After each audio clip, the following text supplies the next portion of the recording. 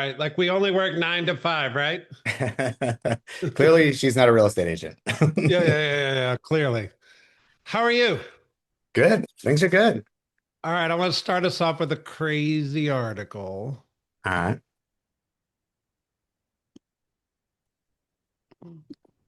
Wake up, computer. All right, median US home price projected to hit $1 million by the year 2050. Right as the millennials retire, Mark Jones. I mean, What's your great first time. reaction to this? I mean, I think it hits you in the gut a little bit, but you also realize we're talking about 30 or 25 years from now, so 24 years. Yep. So, Yep. So I did a little research. And I went to Chat GPT and I said, if I own a $450,000 house today and it appreciates 4% a year, what will that home be worth in 2050? exactly. 4% appreciation a year is 1.15 million. Right. And that's where they're getting that number, I'm sure. Uh-huh. Do you believe it?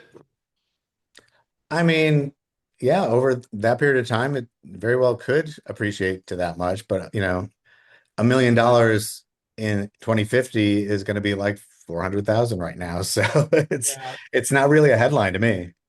Well, I feel like I'm sliding into this uh slippery slope of like our parents would say, "Oh, and I bought a house, it was $26,000." And Right.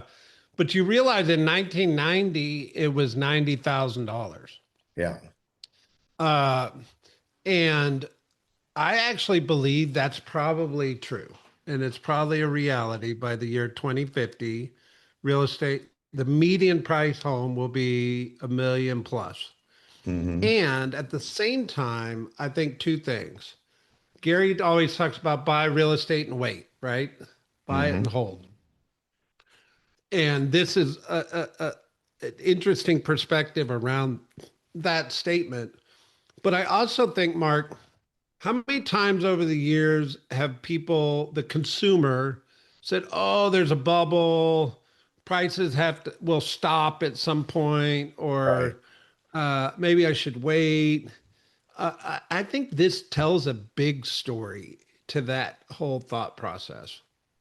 Yeah. I mean, I think there's always going to be a need for a roof over people's heads at the end of the day. And people want to own their home. Only so many people are okay renting the rest of their life. I agree. That and so Lawrence Yun, the chief economist of NAR, is the one talking about this. He also predicted 6.5% flat mortgage rates through the rest of this year. Hmm. Newsflash, we're at 6.5, right? All right. Um, do I think they're going to hold at 6.5? I personally think they're going to come down a little bit. I don't think we're going to get all the way to six. I think we'll get 6.25, 6.2, something like that. But I wouldn't hold my breath either, right? Like I think Yeah. we're constant, stable mortgage rates, and I think that's good, right? Yeah. And the Fed's not talking about doing any major rate cuts. In fact, they're talking about rate increases possibly. And that, at least one is probably baked into the current rate. So I don't see them changing a whole lot. They'll fluctuate like they always do day to day, but an hour to hour. I think they're going to be around the same. Yep. All right. Well, let's hit the numbers. So Georgia Weekly Stats, Fulton County, 545 active status changes. So what we've seen over the last 2 weeks, Mark, is a little bit less properties coming on the market. Hmm. And I think that we'll see through the three counties if that's a trend that holds. It's not falling off a cliff, it's just a little bit slower. And that's Hmm. kind of my theme this week. Is if you look at properties that went under contract, there was 113, it was 111 last week. So the last couple weeks, these 113, 111, 136, 120, 132, 120 is just a little bit softer than we see in the past. Hmm. 153, 142, 157. So there's been a little bit of a softening over the last couple of weeks, not off the cliff, Hmm. just a little softening. You're seeing 251 pending. 246, 251, pretty stable, but it's not the 279, the 316, the 273, the 324, the 302. It's just a little softer. Hmm. However, we had a big closing week, 277. If you go back 30 days, end of May, it was 295, right? Hmm. So we still have a couple days left at the end of the month here this week. And remember, these were contracts written 30 days ago. Right. So we're still having good closing months, but I'm predicting July is going to be a little bit softer. What do Yeah. you And, think and before that, I that would keep be going? typical for our market too, to have a seasonality that kind of slows down a little bit in the summer. Yeah. If I go to DeKalb, we had 324. So they actually had a little bit of an increase over the last couple of weeks in properties coming on the market. 324 is a pretty strong number for DeKalb. You can see quite a few weeks that is a larger number than what we've been seeing. Hmm. Under contract was a big drop though, 59. 59 is pretty low if you look at the different weeks that we've got here on the screen. Hmm. And 158, same story. 158, 156 is not the same as 178, 172, 174, 179. It's just a little bit softer. Hmm. And 176 closings, I go back 30 days, it was 198. So a little bit less here. And that's DeKalb. If I run over to Cobb real quick, 334 active status changes. Certainly 2 weeks here of lower properties coming on the market, which is normal this time of year. Um, and then their 85 went under contract. They had 75 last week, which was pretty low. It's just softer. 85 and 75 is not 114, 116, 128, right? So I definitely saw or am seeing it's just a little softer. That's kind of my message this week. 174 and 172 is less than 218, 192, 217, right? Sure. Um, but there was 198 closings, not good or bad, just kind of good for the time of year. Hmm. Um, but I don't know. Give me your thought. It's just a little softer is probably, and maybe we should ask the people on the call, are you feeling it being a little softer or holding your own? What do y'all think? Hi, this is Pam. I'm driving. So yes, I am experiencing that. It is softer. I do have showings though. It's just that it seems like it's hard for them to uh get, I want to say pull the trigger, but pull the trigger. I mean, to me it's undescribable because I have people who are interested in the property, or I have a lot of engagement with the properties. It's just that they're not moving forward for some odd reason. Okay, perfect. Anybody else? What are you experiencing out there in the field? The same thing. Hey, Brent. Hey, Angela. Um, I took a buyer out this weekend and everything sounds good, the loan and everything. And she's just hesitant to just let's write this contract. It's a new construction. So just getting the people over that hump. And even on my listing, I have people showing it, but they just not, saying I want to write a contract right now. I don't know Yeah. what it is. So I want to reiterate, we're not falling off a cliff. It's just a little softer, and I think it's temporary, Mark. I think the last 30 days it just kind of been wait and see in the geopolitical climate, right?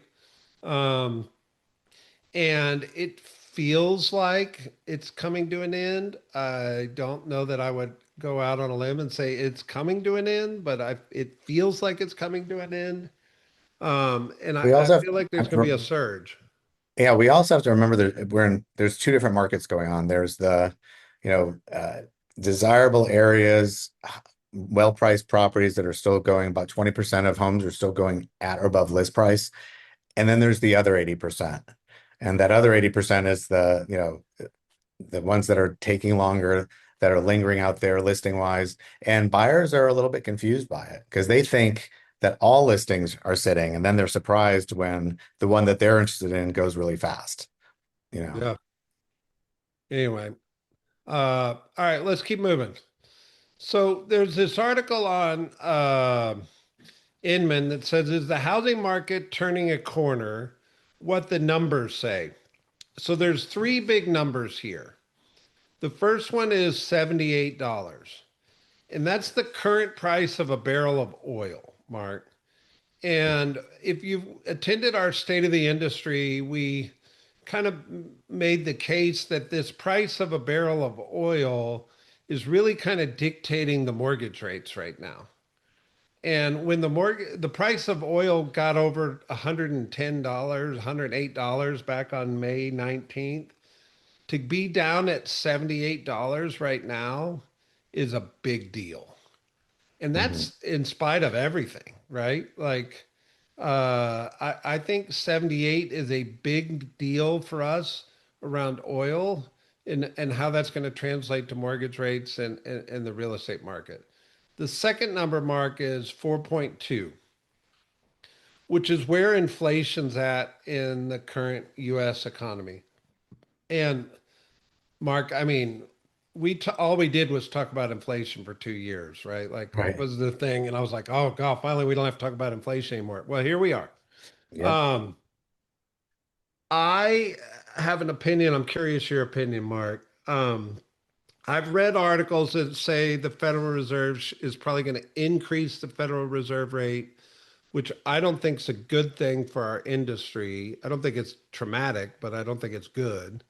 And I also think there's some rationale that if the geopolitical climate calms down, that would inflation actually naturally come back down a little bit. So I purposely don't have an opinion, but if I did, I think they may play a wait and see game here. Um, and to me, if they raise the mortgage or the Federal Reserve rate, Mark, the uneducated consumer thinks that means the mortgage rate went up, and it's not Correct. necessarily true. No. No, because But if I that don't was know. the What do you case, think then now about that they're down to $78 a barrel, mortgage rates would be lower again. right? Right. So the difference is that those mortgage spreads, and that's the mortgage industry and the secondary market protecting themselves because once they price a mortgage and it's sold, the economy could change. So that's their hedge against the risk that they're taking in pricing a mortgage where it is. Yeah. But do you And think inflation is a big deal right now? I think it could be long term. Like it's just we just have to kind of wait and see. I think some of this is short term. Um, but we're also starting to see some of the price increases from the shipping costs being elevated for the last 6 months. So, it remains to be seen, but it's definitely something we should all keep an eye on. Absolutely. All right. The third number, Mark, 5%. This is a big number. So pending home sales in May were up 5% year over year. So in spite of everything, we have 5% more houses pending Hmm. in May. Now, we don't have June numbers yet, but that's a big deal, right? And I've got Yeah. some charts I'm going to take us through here in a minute that I think will tell an even deeper story. Um, so on Housing Wire, there's this article that says how the housing market survived the Iran conflict. So one of the things that I found interesting is they're saying it actually the improved mortgage spreads were kind of like an insurance policy to our industry. Right. And the easiest way to explain that is historically there's about a 2% difference between the 10-year treasury pricing and mortgage rates. But over the previous couple of years, that spread got really large. Hmm. And we're kind of back to where it's about that 2% gap. And that actually has kind of kept our market stronger than anticipated. Yeah. But here's the charts. And This one kind of made my jaw drop for a minute. So total pending home sales, this includes all property types. The black line is 2026 and the red lines are the previous 2 years. So for the most of the year, Mark, we were kind of tracking or a little bit ahead. And Hmm. then all of a sudden, last 3 months, we took off. Hmm. And I'm going to anticipate this line kind of staying above the previous 2 years through the end of the year, which Hmm. goes on record to say we're going to sell more houses this year than we did the previous 2 years. Yeah, that'd be nice. Hey, Brad. Yeah, Brett, I'm sorry. So is this national or is this Atlanta? this is Yeah. national. Anything on Housing Wire is national. Yeah, that's what I kind of figured. Okay, cool. Mhm. Um, But Brett, and I think what then this speaks to is the increased demand because we've been at like bare bones demand for the last couple of years. The only people buying were the people who absolutely had to buy. So all the people who were like, I'd like to buy, but I'm not, it's not urgent this year. Um, at some point, some of those people, it becomes urgent and that demand increases. So I think that's yeah, kind of what we're seeing. absolutely. If you look at mortgage purchase applications, which is the earliest leading indicator we can find that kind of funnels its way into real estate transactions, with the exception of like 2 weeks this year, we've had more mortgage purchase applications than the previous year, and considerable amount more, I would think. Hmm. And I think that's a really positive sign because the consumer's feeling about 6.5% right now versus their feeling of what the rate was a year ago. This says they feel better about it today than they did a year ago. Right. And I think it's what's causing us to sell more houses. Um, and then this one is US single family homes broken down. And single family homes, for the most part, we're still tracking higher than we have the previous 2 years. But I want to point out, Mark, if you look right here, there was certainly a softening Hmm. at the very end of that line that I think is what we're feeling and seeing in the numbers. Hmm. Make sense? Yep. All right. And if you notice that every year it does that though around this time. It does. It goes down. It maybe it did a little bit earlier, but it certainly once about starts, there's a decline and then it comes back up and kind of tailors down. Yep. All right, Mark. This article is a little off topic, but I found it fascinating. Mhm. So Yeah. going back to the office may actually be better for you than working from home. Returning to the office, even just a few days a week, might be what fully remote workers actually need. So the key points here, Mark, are the share of fully remote workers declined to 11% in May this year. I don't know why, but maybe because we're in the real estate industry and the independent contractor, that seems like a low number to me. Mm. Um, but it was down from its peak at 18% in January 2022. But here's what kind of took me off. It says working from home has its downsides. Fully remote workers report greater mental distress, as well as less work life balance and fewer career opportunities. Hmm. Um, I don't know if I had ever connected the dots, but if you're trapped in your office at your house and you don't interact with other people in the industry, you're probably going to feel more stress.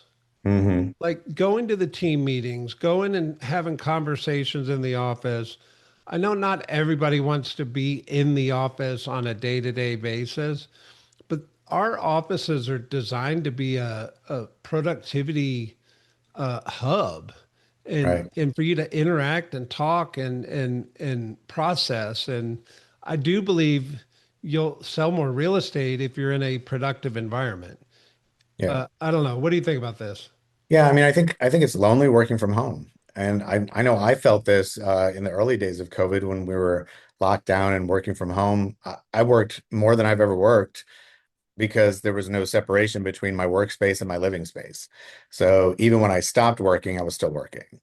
So Mhm. I think, having that separation is healthy for people, for their mental health, and being able to like switch environments, go home, relax, kind of turn the day off. And it's hard when you don't have that. Yeah. I don't know. I thought it was an interesting article. All right. Luke found this on Twitter, AKA X, and Hmm. I thought it was interesting. So there's this Kobesi letter. It says owning a home in America has never been more expensive. Average cost of ownership surged 39% since 2019. Uh, and it goes into other things, but I wanted to just kind of tell you how I started thinking about this and get your opinions. Hmm.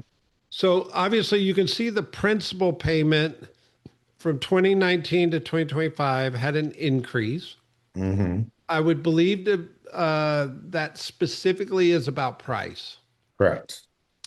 Then the cost of interest increase was the biggest jump Right. in home ownership. Property taxes went up, which you realize property taxes are paid off of home Right. valuation. So that Mhm. went up that way. Insurance went up, home maintenance went up, emergency repairs went up. So here's I read this at first, Mark, and then I started having some thoughts. The Okay. first thought was if I live in a house and I'm not buying a house today, my principal payment is locked. My interest payment is locked. I'm not experiencing the first two. Right. I am experiencing insurance, taxes, maintenance, those kinds of things. Right. But so this really only affects the people buying real estate today, Right. by and large, right? And then the second thing I thought of, Mark, was there's a percentage of our transactions that are cash. And the people buying properties with cash remove the entire interest effect, Right. meaning that doesn't apply to them. So really, it's the buyers buying with a mortgage that get the full impact of this cost increase. Right. And so it's not everybody, but it's a chunk, but it's not everybody. And it's certainly, I think the media likes to talk about this, but most people don't buy and sell real estate every year. So they're not drastically affected by this every single year, only when they're changing properties, which obviously is our business. That's why we care about it. I don't know. What Right. do you think about when you see this? I mean, it makes sense. In 2019, interest rates were in the mid fours, Yeah. right? And then it went down to 2.5 or something like that in the threes. And then it jumped up to 7. And you know what I mean? Like it's been in the sixes ever since. So I would anticipate that interest is the greatest increase over the last 6 years. Yep. Anyway, food for thought. This article, let me get back up here.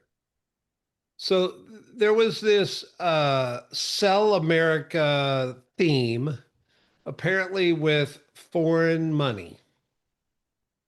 And I think it was a political theme. I think it was a move your money out of the US kind of a theme that was going on. What this article is saying is it really didn't happen. Um, and there's a chart down here I want to put on the screen, but it's saying foreign investors poured 1.4 trillion into US assets this year by April. So there's an enormous amount of foreign money coming into this market. Um, and this chart tells it all. So there's $81 trillion of capitalization in our global market. And that's specific to stock market. But that capitalization is more than that's more than half of everybody else combined. So it says that the stability of the US market is highly attractive for foreign money.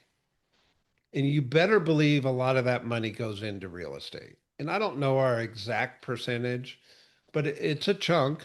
It's not small. It's a chunk.